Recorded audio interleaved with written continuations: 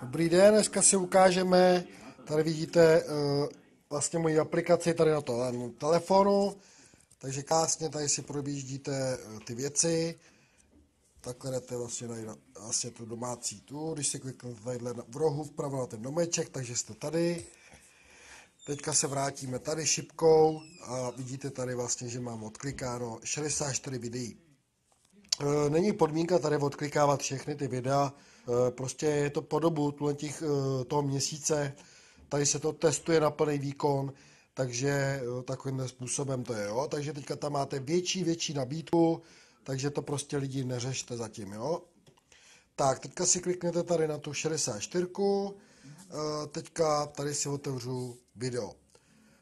Tady mi naskočí takhle video a automaticky se mi tady přehrává vlastně video po dobu 26 sekund, co vidíte tady v rohu, jak udělá ten čas. Jo. Tady jsou různé nabídky nějakých těch aplikací a tak dále, prostě ten advertising, tak tohle z toho vlastně teďka tady děláte. Jo. Takže takovýmhle jednoduchým způsobem. Já to tady ukážu teďka tady na té jedné aplikaci a teďka vlastně vám to video skončí a hned vám to nabídne, že si to můžete rovnou i stáhnout.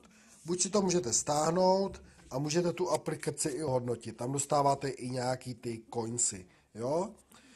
Ty coinsy potom budeme vysvětlovat. Tady máte potom další, když si kliknete sem, tady se vám zobrazuje další tabulka. Tady jsou taky ty coinsy, jo? Ty můžete potom vlastně získat. Ty coinsy potom budeme vysvětlovat, co to znamená a jakým způsobem je můžete využít. Ty coinsy nejsou na výplaty nebo na body, jo? Nějaký součástí. Je to každý prostě zvlášť. Takže to je takhle, když se vrátíme zase šipkou, zase můžete jít na video, bum, a máte tam zase další třeba video. Dalších 20-30 sekund, jo? Takže takhle to prostě děláte po celý den, když máte čas, nemusíte u toho sedět, prostě tam bude, co bylo zmiňováno v prvním kompenzačním plánu, pro aktivaci musíte mít